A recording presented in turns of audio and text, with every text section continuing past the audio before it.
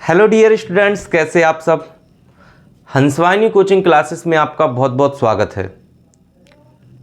Dear students, class 12th physics की अगर हम बात करें तो हमने इससे पहले वाले लेक्चर में किसी भी विद्युत द्विध्रुव के कारण अक्षीय स्थिति में उत्पन्न विद्युत क्षेत्र की तीव्रता कितनी होती है इसका हमने अध्ययन किया था।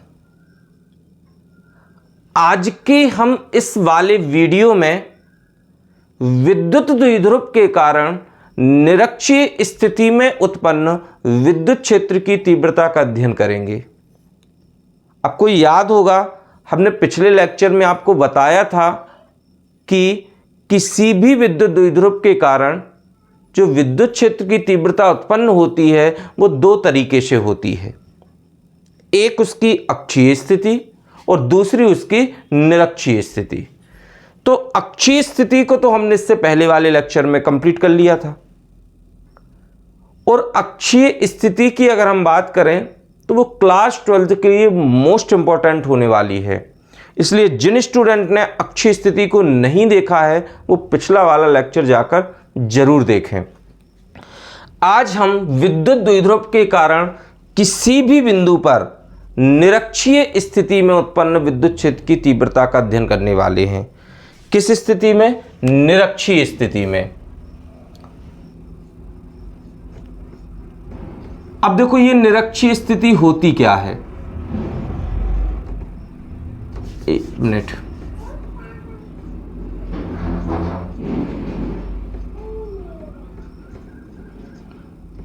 निरक्षीय स्थिति। देखो, इसके पहले हमने अक्षीय स्थिति की थी, अब हमें किसको करना है? निरक्षीय स्थिति को। किसके कारण? विद्युत द्विध्रुव के कारण। तो जल्दी से बताओ कि विद्युत द्विध्रुव होता क्या है। सभी लोगों को पिछला वीडियो देखना है। आपको याद होगा, वहां हमने विद्युत द्विध्रुव के बारे में विस्तार पूर्वक समझाया था। तो जल्दी बताएं, विद्युत द्विध्रुव क्या होता है। तो याद होगा कि हमारे पास दो आवेश होते थे जिनके परिमाण क्या होते थे? समान। लेकिन ये आवेश एक दूसरे के विपरीत हुआ करते थे। मतलब एक आवेश अगर पॉजिटिव होता था तो दूसरा आवेश यहां पर नेगेटिव होता था। याद है ना सभी को। और अगर इन ऐसे एक पॉजिटिव एक नेगेटिव जो आपस में समान हैं, इनको अगर हम अति अल्प दूरी पर रखते थे, बहुत कम दूरी पर रखते थे, तो वो एक विद्युत द्विध्रुव का निर्माण करते थे। तो हमें एक विद्युत द्विध्रुव के कारण ही क्या निकालनी है? निरक्षीय स्थिति में विद्युत क्षेत्र की तीव्रता। तो हम मान ले रहे हैं कि हमारे पास एक विद्युत द्विध्रुव है जिसका नाम क्या है? AV। इस विद्युत द्विध्रुव का नाम क्या है? AV। और आपको पता है विद्युत द्विध्रुव है तो इसमें दो आवेश होने वाले हैं। तो भैया हम एक आवेश को -Q मान लेते हैं और एक आवेश को हम +Q मानते हैं। और इन दोनों आवेशों के बीच की दूरी को हम 2a मान लेते हैं। कि मान लो कि इन दोनों आवेशों के जो बीच की दूरी है वो 2a है। अब देखो, ये इसकी अक्षीय स्थिति है, लेकिन हमें विद्युत क्षेत्र की जो तीव्रता निकालनी है वो अक्षीय स्थिति में नहीं, हमें निरक्षीय स्थिति में ज्ञात करनी है। तो हम क्या करेंगे कि मान ले रहे इसकी अक्ष में ना लेकर इसकी अक्ष से हटकर एक बिंदु P ले लेते हैं। यहां पर ये कौन सा बिंदु है? इस बिंदु का नाम क्या दिया हमने? P। और इस बिंदु P पर हमें विद्युत क्षेत्र की तीव्रता की गणना करनी है। तो क्या करेंगे? अब ये बिंदु जो P लिया वो इसके हमने मध्य बिंदु O से लिया है। अब आप बताइए ये टोटल दूरी कितनी है? 2a। और ये जो हमने बीच में बिंदु O लिया है ये बिल्कुल बीचों बीच है, तो टोटल 2a है। जब इसको हम बीच में एक बिंदु लेंगे तो आधी AV A बचेगी और आधी AV क्या बचेगी? A बचेगी। क्यों? क्योंकि अगर हम आधा आधा कर देंगे तो ये आधा A, मतलब यहां पर A बचेगी, यहां पर A बचेगी, दोनों को जोड़ेंगे तो 2a हो जाएगी। आ रही बात समझ में? तो और यहां से लेकर यहां तक की जो दूरी है, मतलब मध्य बिंदु से हमने कितनी दूरी पर बिंदु P लिया है, R दूरी पर। कितनी दूरी पर? R दूरी पर हमने बिंदु P लिया है। बात समझ में आ रही है? ये हम इस तरीके से चित्र बनाते जाएंगे। आ रही बात समझ में कि नहीं? और यहां से ये वाली दूरी चाहिए, क्योंकि हमें एक आवेश यहां का दिया है और एक आवेश यहां का दिया है। तो ये हमारे पास निरक्षीय स्थिति। तो हम इसमें लिखेंगे क्या कि माना चित्र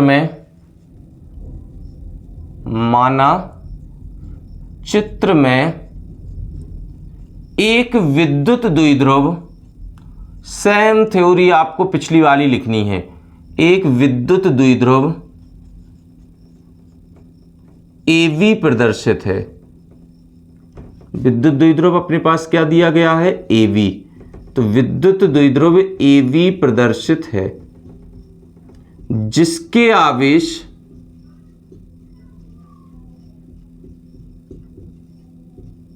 कौन कौन है? -QR प्लस Q है। भाई हमारे पास एक विद्युत द्विध्रुव दिया है, इस विद्युत द्विध्रुव के जो आवेश हैं वो -Q और क्या है? +Q है। बात समझ में आ रही है यहां तक? कोई दिक्कत? तथा इनके बीच की दूरी, अब ये जो दो आवेश हैं इनके बीच की दूरी क्या है? तथा इनके बीच की दूरी आपको याद होगा तो 2a है। ये जो आवेश दिए थे विद्युत द्विध्रुव के, इन दोनों आवेशों के बीच की दूरी कितनी है भैया? 2a है। यहां तक क्लियर हो रही बात? अब देखो आगे बढ़ेंगे। क्या किया था हमने? इसकी मध्य बिंदु O से लिया था ना, तो हम क्या लिखेंगे? अभी पहले हम बता देंगे कि द्विध्रुव रखा कहां है। हम लिखेंगे द्विध्रुव जिस माध्यम में रखा है, जो द्विध्रुव है वो जिस माध्यम में रखा है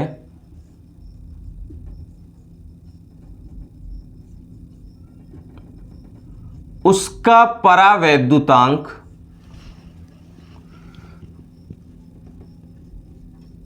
भैया जहां भी आपने द्विध्रुव को रखा वहां कोई माध्यम है अगर, तो उसके माध्यम का परावैद्युतांक क्या है? K है। और क्या होता है परावैद्युतांक, ये सब कुछ हम आपको पहले पढ़ा चुके हैं। भाई आप एक एक लेक्चर अगर आप पढ़ के आए हो तो आपके लिए कोई दिक्कत नहीं होने वाली है, क्योंकि हर एक बात हमने पहले क्लियर की है, तभी हम आगे बढ़े हैं। आपके लिए मैंने जितने भी टॉपिक पढ़ाए हैं सबके सब सिस्टमैटिक पढ़ाए हैं, आपको कहीं कोई समस्या नहीं होने वाली है अगर आपने पूरा का पूरा लेक्चर वीडियो को बिना स्किप किए हुए देखा है। तो यहां देखें भैया, जहां भी हमने इस द्विध्रुव को रखा है उस द्विध्रुव का जो परावैद्युतांक है वो K है। यहां तक समझ में आ रही? अब हमने क्या किया था कि भैया निरक्षीय स्थिति में लिखना, तो अपन को लिखेंगे कि द्विध्रुव के मध्य बिंदु O से, द्विध्रुव के मध्य बिंदु, हमने द्विध्रुव का एक मध्य बिंदु लिया था और उस मध्य बिंदु का नाम क्या था? O। तो द्विध्रुव के मध्य बिंदु O से R मीटर दूरी पर, मतलब द्विध्रुव से हमने कोई दूरी मान ली कि मान लो ये R दूरी है, तो द्विध्रुव के मध्य बिंदु O से R मीटर दूरी पर एक बिंदु P है, जिस पर हमें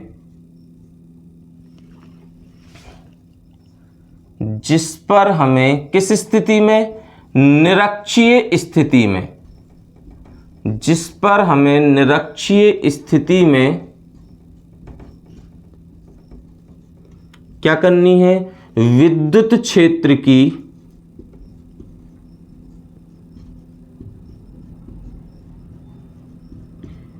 तीव्रता की गणना करनी है। विद्युत क्षेत्र की तीव्रता की क्या करनी हमें? गणना करनी है। ये हमारे पास पूरी की पूरी थ्योरी है जो इस चित्र से संभवतः हो सकती थी।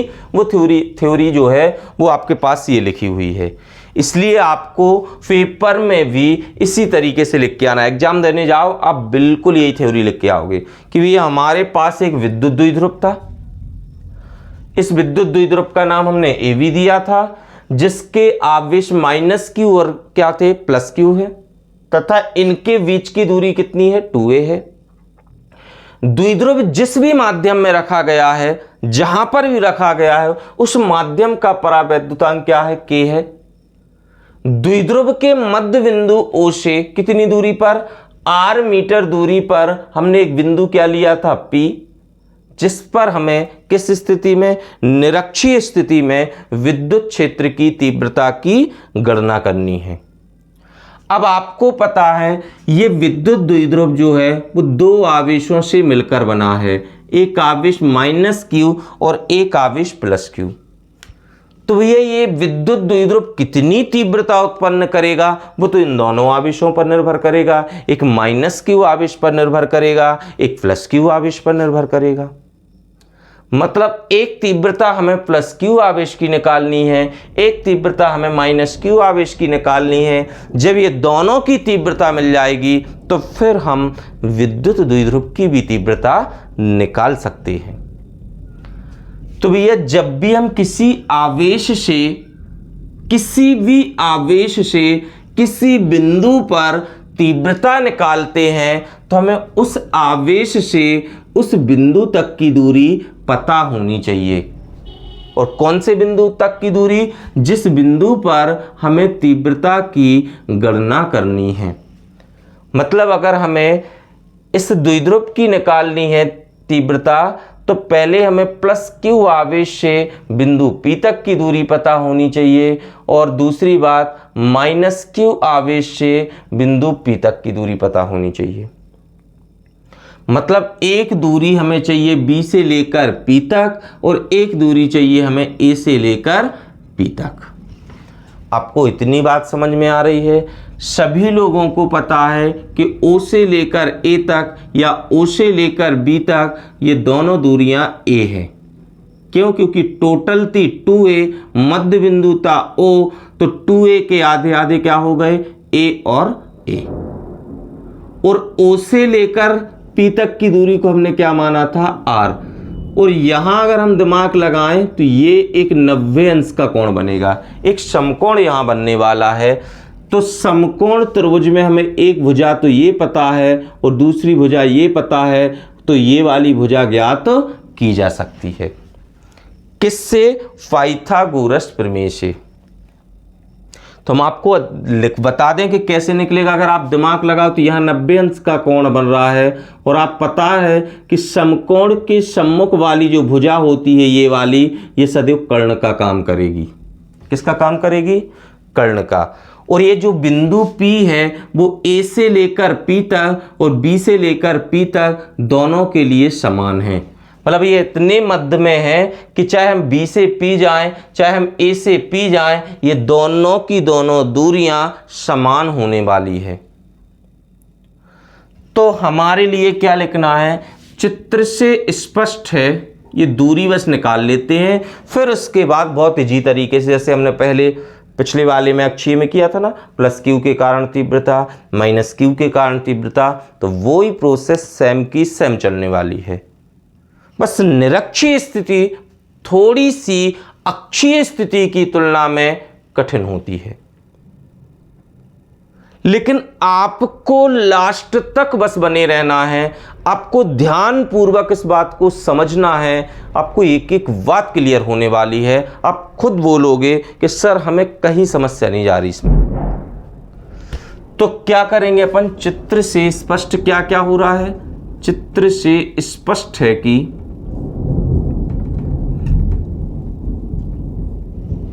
आ रही बात समझ में? क्या चित्र से स्पष्ट है कि दूरी AP और कौन बेटा? BP। चाहे हम A से P चले जाएं, चाहे हम B से P चले जाएं, ये दोनों दूरियां समान हैं। ये बात आपको याद रखनी है। तो चित्र से स्पष्ट है कि दूरी AP और BP समान है।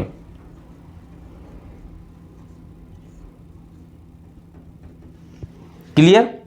यहां तक बात समझ में आई? चलो, जब ये समान है तो हम AP और क्या निकालेंगे? VP। अब देखो, हमें O से लेकर ये पता है, O से लेकर ये P तक पता है, लेकिन हमें ये तो पता नहीं है, ये भी पता नहीं है। तो किससे निकालो? पाइथागोरस प्रमेय से। तो हम आपको यहां पर ये फेयर में नहीं लिखना जो आपको निकाल के दिखा रहे, फेयर में आपको जो लिखना वो हम यहां पर डायरेक्ट लिखेंगे। बस अपन को समझना कि निकालेंगे कैसे। हमें ये वाली दूरी चाहिए है, चाहे ये निकाल लो चाहे ये निकाल लो, दोनों एक ही बात है। ये कैसे निकलेगी? तो आपको पता है ये 90 अंश का यहां कोण बनेगा, और जब बेटा यहां 90 अंश का कोण बनेगा, मतलब ये एक जो त्रिभुज नजर आ रहा है आपको छोटा सा, ये एक समकोण त्रिभुज है। और समकोण त्रिभुज में ये वाली भुजा भी हमें पता है, ये वाली भुजा भी पता है। और किसी भी समकोण त्रिभुज की अगर हमारे पास दो भुजाएं पता हैं, अगर हमें दो भुजाएं ज्ञात होती हैं, तो हम पाइथागोरस प्रमेय का यूज करके उसकी तीसरी भुजा भी निकाल सकते हैं। तो दिमाग लगाओ, पाइथागोरस प्रमेय का यूज करोगे तो पाइथागोरस प्रमेय क्या होता है? कर्ण का वर्ग बराबर लंब का वर्ग धन किसका वर्ग? आधार का वर्ग। यही होता है ना। कर्ण क्या होता है? जहां भी 90 अंश का कोण बन रहा है उसके सामने वाली भुजा। तो ये 90 अंश का कोण है, इसके सामने कौन सी भुजा है? AP, मतलब AP का वर्ग। लंब, ये वाली भुजा जो सीधे लंबवत दिख रही है, क्या नाम इसका? O से लेकर P तक, तो OP का वर्ग हो जाएगा। लंबी की जगह OP और उसका क्या लगा है? वर्ग। आधार का मतलब क्या होता है? सॉरी, प्लस लगा है बीच में। आधार क्या है? O से लेकर A तक या O से लेकर B तक। अगर ये लेते तो OB लिख देते, ये वाली भुजा ले रहे हैं तो ये लिखेंगे, तो OA का वर्ग। चलो, AP हमें पता करनी है, तो AP का वर्ग। O से लेकर P तक देखो क्या है? O से लेकर P तक की दूरी है R, तो हम R लिखेंगे और उसका क्या लगा है? स्क्वायर लगा है, प्लस O से लेकर A तक की दूरी कितनी है? तो O से लेकर कैपिटल A तक की जो दूरी है वो है स्मॉल a। लेकिन मान किसका चाहिए हमें? AP का। तो ये वर्ग उस तरफ जाएगा तो क्या बनेगा? वर्गमूल। तो AP बराबर क्या आएगा? वर्गमूल बन जाएगा, और वर्गमूल के अंदर कौन होगा? यहां R स्क्वायर प्लस कितना? A square. वर्ग उस तरफ गया तो वर्गमूल, तो क्या बचेगा? R square plus A square. ये किसका मान है? AP का।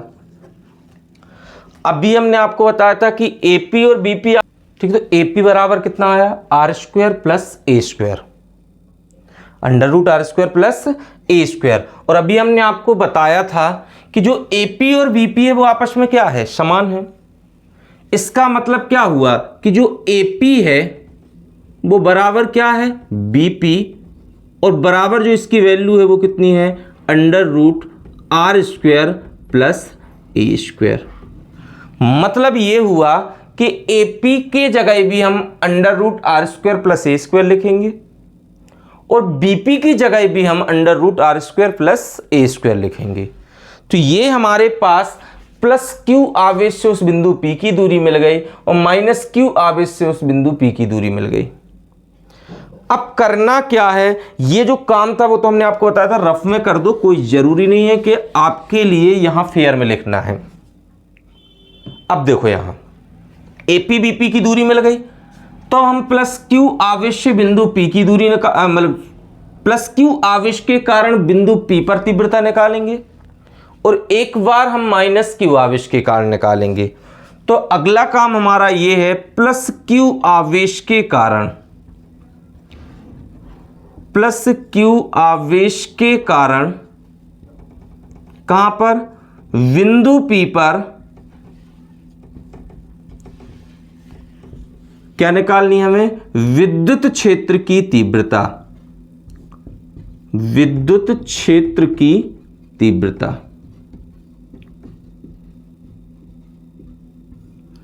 प्लस Q आवेश के कारण। और सभी को हमने देखो ये बताया था कि किसी भी एक बिंदु आवेश के कारण जो विद्युत क्षेत्र की तीव्रता होती है वो कितनी होती है, 1/4πε0 Q/r²। जो r है वो उस आवेश से उस बिंदु तक के बीच की दूरी है जहां पर हमें गणना करनी है। तो यहां अगर हम प्लस क्यू की बात करें तो इस प्लस क्यू आवेश से उस बिंदु तक की दूरी का नाम क्या है, बीपी है, जहां पर हमें गणना करनी है। तो यहां ये वाला आर नहीं है, ये वाली बीच की दूरी लेना है, बी से लेकर पी तक। तो प्लस क्यू आवेश के कारण बिंदु पी पर विद्युत क्षेत्र की तीव्रता, इसको हम मान लेंगे क्या, E1, क्योंकि यहां जो तीव्रताएं हैं वो दो आने वाली, एक प्लस की और एक माइनस की, और तीव्रता को हम E से प्रदर्शित करते हैं तो एक को हम E1 मान लेंगे, एक को हम E2 मान लेंगे। और क्या होगी वो तीव्रता, 1/4πε0। अब ये माध्यम में रखा है तो उसका परावैद्युतांक कितना है, K, तो साथ में ऐड हो जाएगा K। आवेश तो यहां Q ही है, लेकिन बीच की दूरी जो है वो कितनी है, B से लेकर P तक। तो Vp और उसका स्क्वायर है तो हम भी क्या लगाएंगे, स्क्वायर। अब आप हमें यह बताइए तीव्रता किस दिशा में होगी, क्योंकि विद्युत क्षेत्र की तीव्रता तो एक सदिश राशि, तो इसकी दिशा होगी। तो हमेशा विद्युत क्षेत्र की जो तीव्रता की दिशा होती है वो परीक्षण आवेश पर लगने वाले बल की दिशा में होती है। अब दिमाग लगाइए आप कि यहां पर बिंदु है और यहां पर अगर हम परीक्षण आवेश की कल्पना करें तो परीक्षण आवेश कैसा होता है, धनावेश। और आप यहां पर जिसके कारण हम तीव्रता ज्ञात कर रहे हैं वो भी कैसा है, धनावेश। तो ये भी पॉजिटिव है, यहां भी पॉजिटिव, तो पॉजिटिव पॉजिटिव पर प्रतिकर्षण बल लगेगा, मतलब विद्युत क्षेत्र की तीव्रता की दिशा ये होगी। बात समझ में आ रही है, बनाना है आपको। इस डायग्राम में भी और भी चीजें ऐड होने वाली हैं। तो ये होगी विद्युत क्षेत्र की तीव्रता की दिशा, किसके कारण, प्लस क्यू आवेश के कारण। तो किस दिशा में है, V से P की दिशा में। तो हम क्या लिखेंगे, VP वेक्टर दिशा में। अब रख दो VP का मान, तो E1 बराबर 1/4πε0, Q की जगह Q ही लिखा जाएगा, लेकिन BP का मान कितना है, तो ये हो जाएगा √r² प्लस कितना, a², होगा कि नहीं। और उसका भी क्या लगा है, होल स्क्वायर, तो हम भी क्या लगा देंगे, होल स्क्वायर। अब देखो भैया ये स्क्वायर है और यहां पर वर्गमूल है, मतलब वर्ग से वर्गमूल क्या हो जाता है, कैंसिल हो जाता है। इस वर्गमूल का मतलब क्या होता है, 1/2 की पावर, और साथ में कितने की पावर है, 2 की पावर। तो 2 से 2 क्या हो जाएगा, कैंसिल। तो क्या बचेगा फिर यहां पर, तो E1 इक्वल 1/, के भी था, 1/4πε0 इंटू K Q, और ये जब कैंसिल हुआ तो बचा r² प्लस a²। आ रही बात समझ में। और ये आ गई हमारी पहले बिंदु के कारण, इसको हम इक्वेशन क्या दे देंगे, फर्स्ट दे देंगे। किसके कारण आ गई ये प्लस क्यू आवेश के कारण आ गई। इतनी बात आप लोगों को समझ में आई। कोई समस्या है तो ये होती है, ये किसके कारण आ गई बेटा, प्लस क्यू आवेश के कारण। ऐसे हम किसके कारण निकालेंगे, माइनस क्यू आवेश के कारण। तो यहां से हम इसको देखो, यहां तक कोई दिक्कत, आपको इतना पहले नोट डाउन कर लेना है। इसके आगे अब हम क्या करेंगे, अब हम किसके कारण निकालेंगे, माइनस क्यू आवेश के कारण।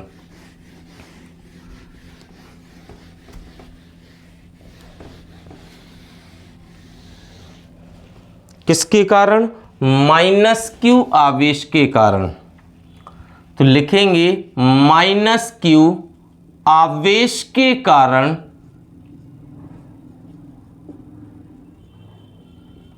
किस पर, बिंदु P पर। माइनस क्यू आवेश के कारण बिंदु P पर विद्युत क्षेत्र की तीव्रता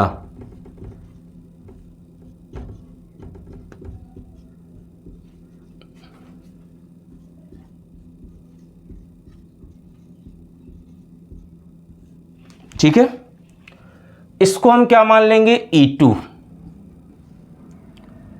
क्या होगी ये भी 1/4 पाई एप्सिलॉन नॉट इंटू के। आवेश क्या है Q और बीच की दूरी अगर हम माइनस Q आवेश से निकालें तो कितनी होगी AP। तो यहां क्या लिखेंगे हम AP स्क्वायर, बीच की दूरी का स्क्वायर होता है। अब दिशा क्या होगी, यहां देखो भाई, हम जिस पर भी गणना करते वहां किसकी कल्पना करेंगे, परीक्षण धनावेश की।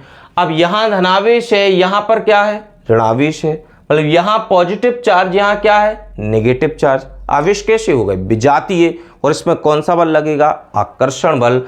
तो जब आकर्षण बल लगेगा तो इसके विद्युत क्षेत्र की तीव्रता जो आएगी वो यहां इस दिशा में होगी, होगी कि नहीं होगी। और जब विद्युत लगने वाली बल की दिशा ये है तो विद्युत क्षेत्र की दिशा भी यही होगी। तो यहां पर किस दिशा में लग रहा है, PA दिशा में। P से किसकी ओर, A की ओर। तो लिखेंगे PA वेक्टर दिशा में। तो बेटे ये यहां पर आ गई PA वेक्टर दिशा में। क्या हमें A से लेकर P तक की दूरी पता है, बिल्कुल पता है, रख दो, याद करो भी हमने निकाली थी। तो E2 बराबर कितना हो जाएगा 1/4 पाई एप्सिलॉन नॉट इंटू के। Q लिखा है तो Q, A से लेकर P तक की दूरी जो थी वो भी कितनी थी, √R square plus A square, और उसका भी क्या लगा है, होल स्क्वायर। फिर वहीं से स्क्वायर रूट कैंसिल, मतलब वर्ग से वर्गमूल क्या हो जाता है, कैंसिल। अभी सिखाया था ना आपको। तो E2 इक्वल क्या आ जाएगा 1/4 पाई एप्सिलॉन नॉट इंटू के, ये Q upon R square plus A square. ये आ गया इक्वेशन नंबर सेकंड। हमारे पास दो समीकरण मिल गए, एक प्लस Q आवेश के कारण E1 वाला और एक माइनस Q आवेश के कारण E2 वाला। अब हमारे पास परिणामी विद्युत क्षेत्र की तीव्रता निकालनी है। क्या होगी परिणामी विद्युत क्षेत्र की तीव्रता, वो समझो, यही सबसे ज्यादा कंफ्यूज होते हैं बच्चे।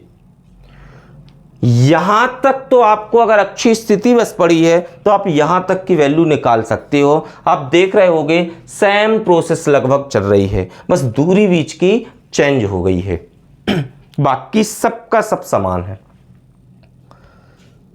और हमारे हिसाब से बेटा ये पूरा व्यंजक भी समान है, बस आपके लिए थोड़ा अच्छे से समझना है, क्योंकि यहां हमें परिणामी निकालने में थोड़ी कठिनाई होगी। समझो यहां पर होगा क्या,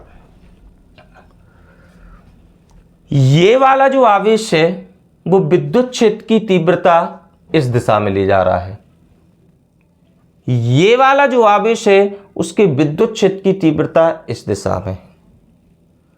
लेकिन एक नोट करने वाली बात है कि जो E1 का मान है और जो E2 का मान है दोनों आपस में लेकिन समान है। आप E1 वाला चेक करो और ये E2 वाला देखो, ये दोनों आपस में क्या है, समान। आप चेक करो तो E1 का मान भी आपने कितना निकाला था 1/4 पाई एप्सिलॉन नॉट इंटू के Q upon √R square plus A square. ये आपने E1 का मान निकाला था और ये आपने क्या है E2 का। तो बेटा अगर सदिश जो होते हैं, देखो E1 E2 क्या है, विद्युत क्षेत्र की तीव्रता, और विद्युत क्षेत्र की जो तीव्रता है वो कैसी राशि है, सदिश राशि है। सदिश राशियों की पहचान ये होती है कि अगर ये समान दिशा में होते हैं तो ये जुड़ जाते हैं, अगर ये विपरीत दिशा में होते हैं तो ये घट जाते हैं। हमने आपसे बोला कि अगर दो सदिश आपके पास हैं और अगर ये दोनों सदिश समान दिशा में हैं तो ये जुड़ जाएंगे, और अगर ये दोनों सदिश विपरीत दिशा में हैं तो ये घट जाएंगे। अब आप देख रहे हो कि इस वाले का परिमाण इस दिशा में है और इस वाले का परिमाण इस दिशा में है। अब ना तो ये दिशा समान है और ना ये दिशा एक दूसरे के विपरीत है। विपरीत का मतलब होता है एक अगर इस डायरेक्शन में है तो दूसरा जो है बेटा वो जस्ट अपोजिट इस डायरेक्शन में होना चाहिए, लेकिन ऐसा नहीं है। यहां पर एक की दिशा ये है और दूसरे की दिशा ये है। तो जब ऐसी कंडीशन बनती है तो हमेशा हम उस बिंदु पर उस सदिश को घटकों में वियोजित करते हैं। 11th फिजिक्स में आपने ये बातें सीखी हैं, फिर भी हम आपको बहुत जी तरीके से भी समझाएंगे। तो थ्योरी क्या होने वाली है, ये E1 E2 के मान है। फिर में आपको ये वाला नोट करना है, ये तो हमने आपको समझाने के लिए लिखा था। तो हम क्या लिखेंगे कि E1 व E2 के परिमाण मतलब E1 व जो E2 की क्या है वैल्यू है, जो E1 व E2 के मान है, E1 व E2 का परिमाण समान है। परिमाण तो इनके क्या है समान, भाई उतनी ही वैल्यू E1 की है उतनी ही वैल्यू किसकी है E2 की, लेकिन दिशाएं अलग अलग हैं। भाई इनके परिमाण तो समान है लेकिन दिशाएं क्या हैं अलग अलग हैं। ये आपको लिखना है उसमें। समझ में आ रही बात। हमने आपसे बोला E1 व E2 के परिमाण तो क्या है समान है लेकिन दिशाएं क्या हैं अलग अलग हैं। और जब दिशाएं अलग अलग होंगी तो फिर हमें इसका परिणामी मान निकालना थोड़ा सा कठिन होता है। इसके लिए इसलिए परिणामी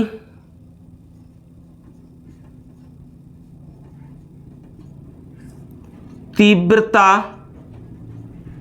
ज्ञात करने के लिए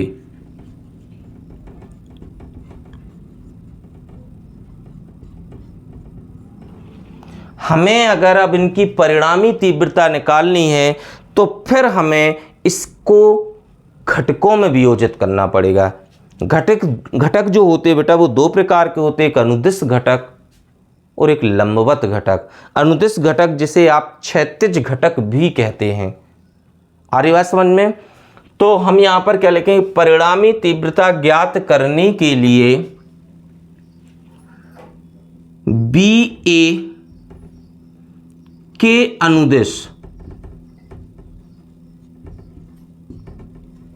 BA के अनुदिश तथा लंबवत, अनुदिश भी और क्या लंबवत। अगर हमें परिणामी तीव्रता ज्ञात करने के लिए हमें क्या करना होगा, VA के अनुदिश तथा लंबवत घटकों में वियोजित करना होगा। वियोजित मतलब होता है बांटना पड़ेगा। तो परिणामी तीव्रता ज्ञात करना है तो हमें BA के अनुदिश तथा लंबवत घटक में, आ रही बात समझ में, वियोजित करना पड़ेगा। तो हम इसको दो घटकों में वियोजित कर लेते हैं, एक लंबवत घटक में और एक किस में, क्षैतिज घटक में या अनुदिश घटक में। तो सबसे पहले हम लंबवत घटक की बात करें। देखो बेटा सिंपल बात याद रखनी, लंबवत घटक में जो भी आपकी वैल्यू उसके साथ साइन जोड़ दो, आ रही बात समझ में। और क्षैतिज घटक में जो भी आपकी वैल्यू उसके साथ कॉस थीटा जोड़ दो, क्योंकि यहां पर बनने वाला जो एंगल है वो थीटा है। तो जब हम इसके लंबवत घटक जोड़ेंगे इस वाली रेखा के अनुदिश, तो देखो इस वाली का लंबवत घटक ये आएगा E1 साइन थीटा, और इस वाले का लंबवत यहां पर आएगा कितना, यहां देखो ये हमने यहां लिख दिया E2 साइन थीटा। क्षैतिज घटक दोनों के कैसे होंगे, इस तरफ पहले का भी दूसरे का भी, BA के अनुदिश। ये लंबवत है भाई, एक पर आकर्षण लग रहा है, एक पर प्रतिकर्षण, तो आकर्षण के कारण ये नीचे है और प्रतिकर्षण के कारण ये कहाँ है, ऊपर। तो भैया लंबवत लेना है। अब देखो ये हो जाएगा अपना, मान लो E1 cos थीटा और ये हो जाएगा E2 sin थीटा। ये हमारे पास दो घटक, देखो इस तरफ हमारे हो गए कौन से, अनुदिश घटक E1 सॉरी साइन थीटा नहीं, E2 cos थीटा। तो जो भी लंबवत घटक होते हैं उसके साथ हम साइन का यूज करते हैं, जो भी क्षैतिज घटक या अनुदिश घटक होते हैं हम उसके साथ कॉस का यूज करते हैं। तो ये क्षैतिज दिशा में है, ये किस दिशा में है, लंबवत दिशा में है। तो हमारे पास पहली बात करें, अगर आप देखोगे लंबवत घटक, जो लंबवत घटक है वो कौन है, E1 साइन थीटा तथा E2 साइन थीटा। अगर हम इसके लंबवत घटक की बात करें, E1 साइन थीटा की और दूसरा क्या है, E2 साइन थीटा है। तो लंबवत घटक E1 साइन थीटा तथा E2 साइन थीटा एक दूसरे के विपरीत है।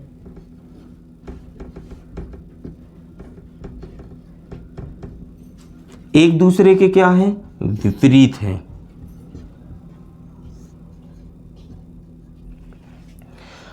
सिंपल बात याद रखनी है कि इस बिंदु को हमें दो घटकों में वियोजित करना था। एक हमें VA के अनुदिश लेना था और एक हमें VA के लंबवत लेना था। लंबवत के लिए साइन का यूज होता है और अनुदिश के लिए कॉस का यूज होता है। तो भैया इसका लंबवत घटक एक आएगा E1 साइन थीटा और एक आएगा क्या, E2 कॉस थीटा, क्योंकि इस रेखा की ये दोनों रेखाएं लंबवत हैं। और क्षैतिज का मतलब होता है उसकी दिशा में। तो विद्युत क्षेत्र की दिशा कहां होती है, प्लस से माइनस की ओर, इसलिए इसके दोनों क्षैतिज ओर जाएंगे। तो क्षैतिज के साथ कॉस जुड़ जाएगा, E1 का कॉस हो जाएगा, ये E1 था और ये क्या था, E2। तो E1 का क्षैतिज क्या होगा, E1 cos थीटा। E2 का क्षैतिज क्या होगा, E2 cos थीटा। तो ये सब हमने घटक बनाए। लेकिन जब लंबवत घटकों को आप देख रहे होंगे, लंबवत घटक एक था E1 साइन थीटा, एक था E2 साइन थीटा, एक दूसरे के क्या हैं, विपरीत हैं तथा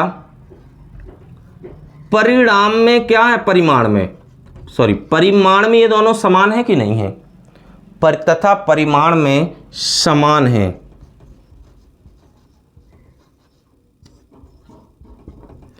और एक बात बताओ कि ये वाली वैल्यू और ये वाली वैल्यू आपस में समान है, लेकिन एक दूसरे के ये क्या है, विपरीत, मतलब ये घट जाएंगे।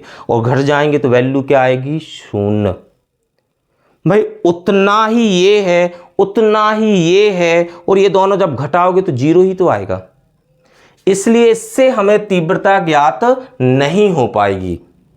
तो लंबवत घटक E1 और E2 एक दूसरे के विपरीत है, मतलब घटने वाले हैं, तथा परिमाण में क्या है, समान है। तो ये समान में से समान घट जाएगा तो कोई भी वैल्यू नहीं मिलने वाली, वैल्यू क्या हो जाएगी, जीरो। समान है इसलिए यह एक दूसरे को निष्फल कर देंगे।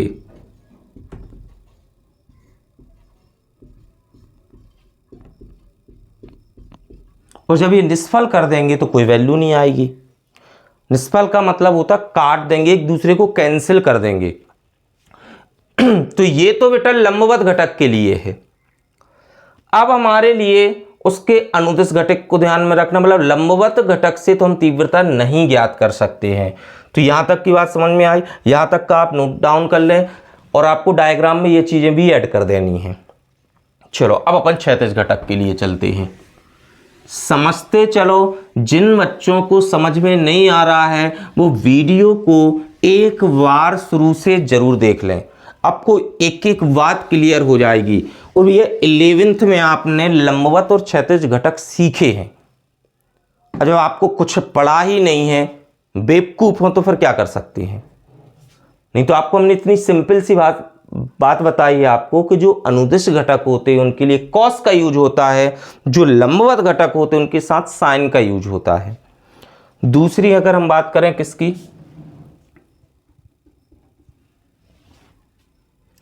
किसकी बात करें अपन, अनुदिश घटक की, हम क्या लिखेंगे, अनुदिश घटक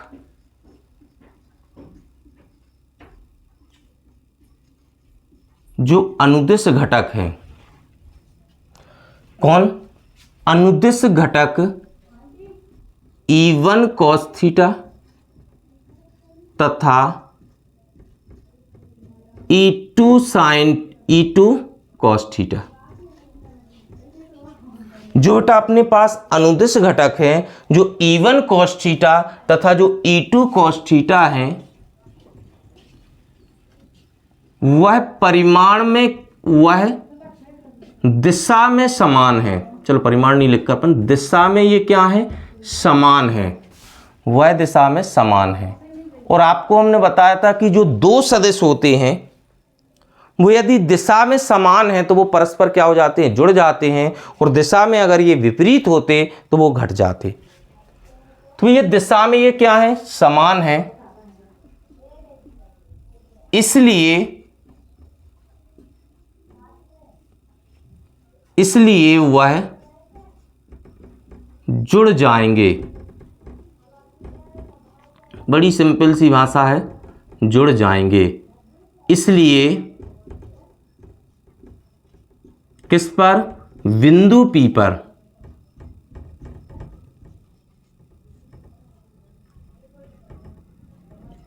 इसलिए बिंदु P पर परिणामी विद्युत क्षेत्र की तीव्रता,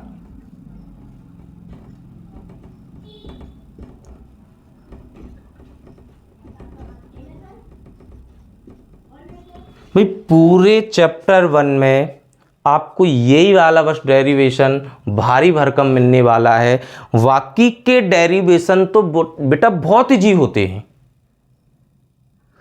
और ये भी इतना भी कठिन नहीं है। बस आप अच्छे से ध्यानपूर्वक इसको समझो, एक एक बात को सुनो, तो आपको ये भी बात बहुत इजी लगने वाली है। तो बिंदु P पर परिणामी विद्युत क्षेत्र की तीव्रता, परिणामी विद्युत क्षेत्र की तीव्रता को हम E मान लेंगे, और E बराबर क्या होगा, भाई दोनों को जोड़ दो, एक है E1 cos थीटा क्योंकि आपस में जुड़ेंगे, दिशा समान है, और दूसरा क्या है, E2 cos थीटा। यही है ना।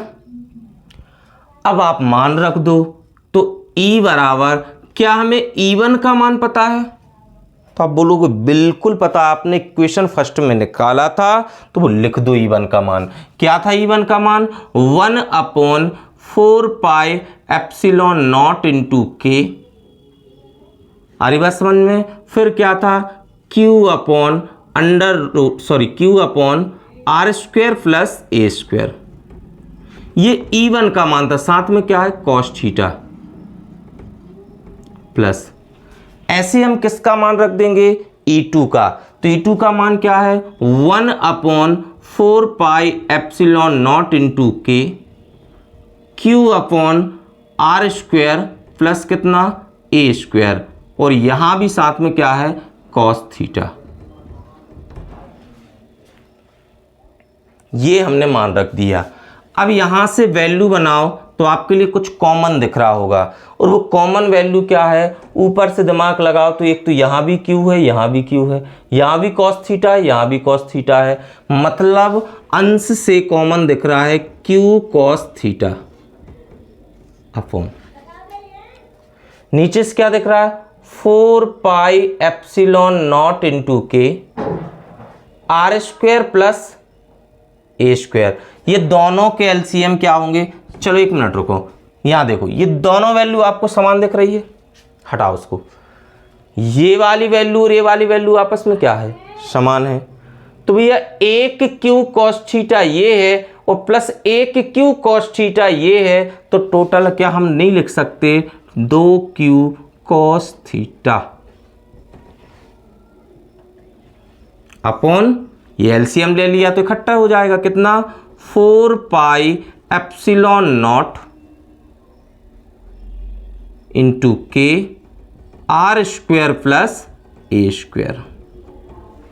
इसको हम इक्वेशन नंबर क्या दे देंगे? 3 दे देंगे। अब देखो समस्या क्या है भाई, इसमें सब कुछ हमें क्लियर है, मात्र हमें इसमें कॉस थीटा की वैल्यू निकालनी है। किसकी वैल्यू निकालनी है? कॉस थीटा की। थीटा कहाँ है? ये वाला एंगल, ये कौन निकाल लो या यहां का निकाल लो, बात तो क्या है? एक ही है भाई, दोनों समान है। तो कॉस थीटा तो किस त्रिभुज में लेंगे हम? ये यहां समकोण त्रिभुज बन रहा है, मतलब इस त्रिभुज का नाम क्या? पी ओ ए। इस समकोण त्रिभुज में हम कॉस थीटा निकाल लेंगे, तो हम लिखेंगे समकोण त्रिभुज। देखो ये बन रहा ना समकोण त्रिभुज। डायग्राम तो आपने बना ही लिया था, अब हम आप डायग्राम के साथ छेड़खानी करने वाले हैं। ये वाला समकोण त्रिभुज, ये क्या नाम है? पी ओ ए। समकोण त्रिभुज पी ओ ए में क्या, इस त्रिभुज में हम किसकी वैल्यू निकालेंगे? कॉस थीटा की। कॉस की वैल्यू निकालेंगे। और सभी लोग जानते कॉस बराबर क्या होता है? आधार बटे कर्ण। कॉस का फॉर्मूला क्या होता है? आधार बटे कर्ण। तो भैया जब ये थीटा है तो थीटा के सामने वाली भुजा होती है लंब, ये फिक्स है। थीटा के सामने वाली भुजा क्या होती है? लंब। तो ये लंब है तो फिर ये आधार है, तो ये क्या होगी? कर्ण होगी कि नहीं? और कॉस का फॉर्मूला क्या होता? आधार। आधार क्या है? OA। कर्ण, कर्ण क्या हुए? A से लेकर P तक, तो हम यहां पर क्या लिखेंगे? AP।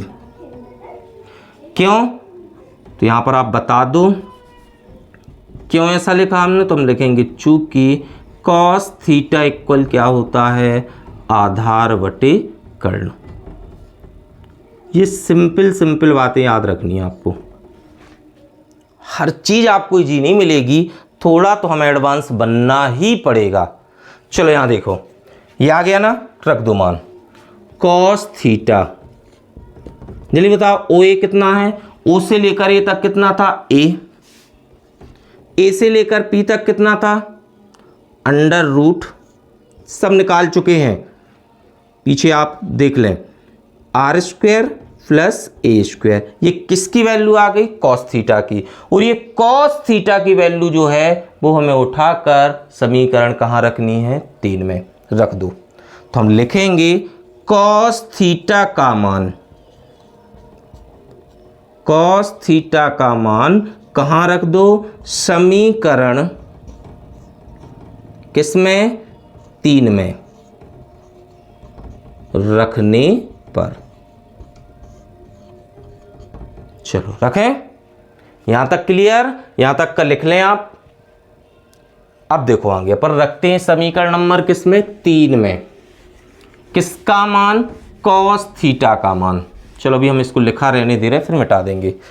रख दो मान, क्या है कॉस समीकरण 3? E इक्वल, तो हम भी लिखेंगे E इक्वल टू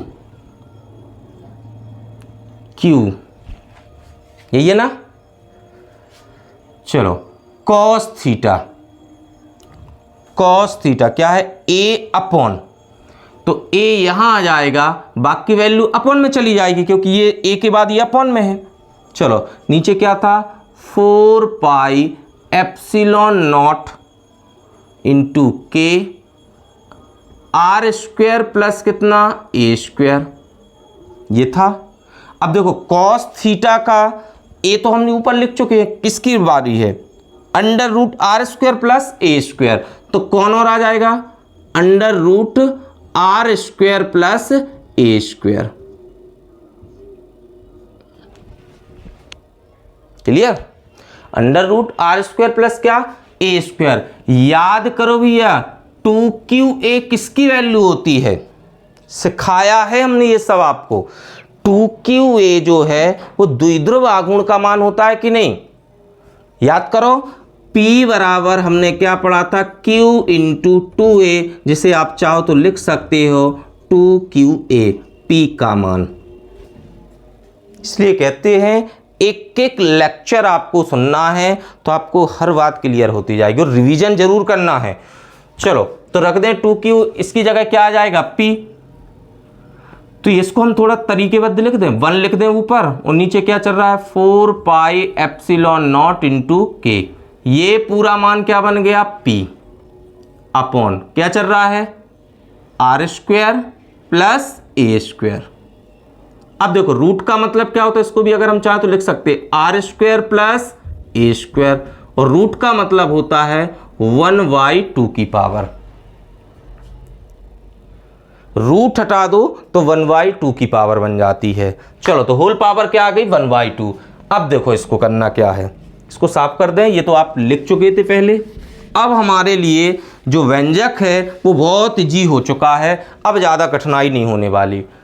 बस जितनी भी कठिनाई थी वो यहाँ से शुरू होती है, और इसको जब हम सॉल्व कर लेते हैं तो फिर आपको यहाँ कोई दिक्कत नहीं होने वाली। इसलिए उतने टॉपिक को आपको ध्यानपूर्वक अच्छे से समझना है। अब देखो हम यहाँ क्या करेंगे, तो E इक्वल, ये क्या चल रहा है, 1/4 पाई एप्सिलॉन नॉट इंटू के, फिर क्या है P।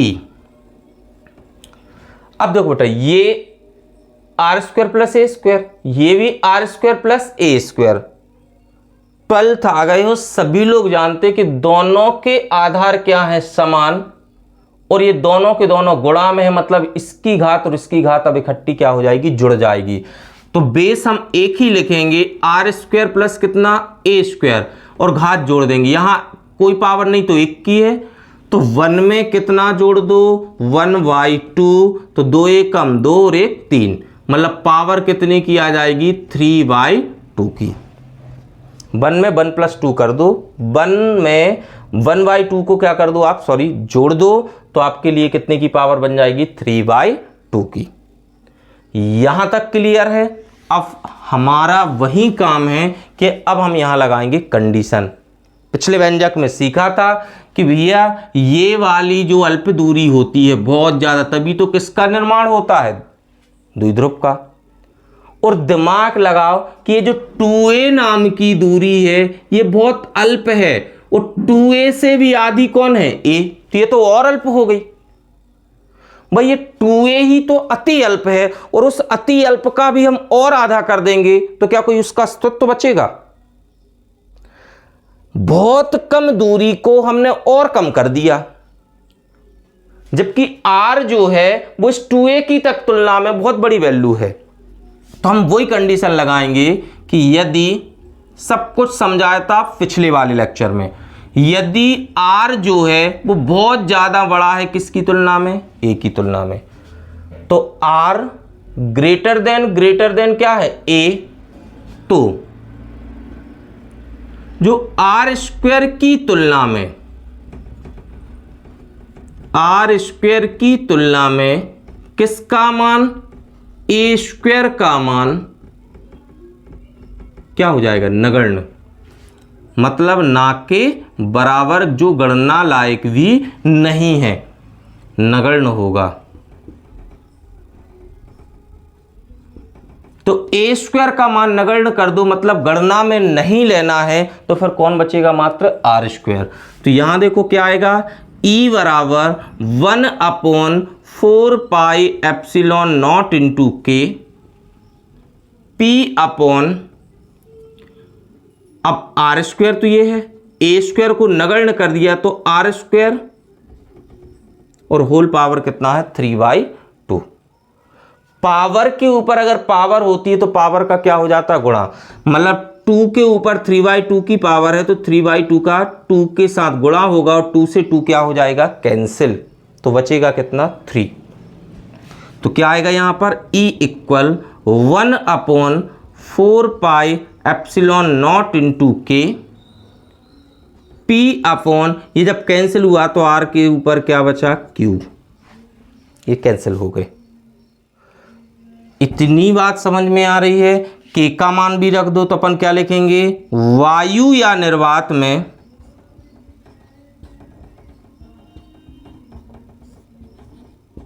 के बराबर क्या होता है 1 होता है, रख दो। वायु या निर्वात में के का मान कितना होता है 1, तो E बराबर रख दो 1/4πε0। के की जगह हम 1 रखेंगे, कोई फर्क नहीं पड़ने वाला, तो क्या आएगा P अपॉन R क्यूब आएगा कि नहीं। और E क्या है विद्युत क्षेत्र की तीव्रता, तो जिसका मात्रक क्या होता है न्यूटन प्रति कूलाम, ठीक है। और यही हमारा फाइनल आंसर है, ये वाला। बात समझ में आ रही है। तो आपको इस तरीके से इसको सॉल्व करना है। सेम अक्षीय स्थिति जैसा है, बस यहाँ घटक आ गए, बाकी ये कंडीशन आपने अक्षीय स्थिति में लगाई थी, ये कंडीशन भी आपने अक्षीय स्थिति में लगाई थी। तो जिनको ये कंडीशन समझ में नहीं आ रही है वहां पर आप एक बार और समझ लें, वहां हमने आपको डिटेल से बताया है इसको, क्लियर। और जिनने अगर अक्षीय स्थिति समझी होगी तो उन विद्यार्थियों के लिए यहां कोई समस्या नहीं आने वाली, वो बड़े आराम से इसको समझ गए होंगे। तो यहां तक की बात क्लियर सभी को।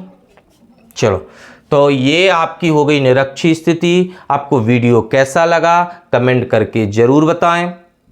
साथ ही चैनल को लाइक एवं सब्सक्राइब करें और अपने बहुत सारे मित्रों के लिए शेयर भी करें, ठीक है। इसके बाद हम गॉस के नियम की शुरुआत करेंगे।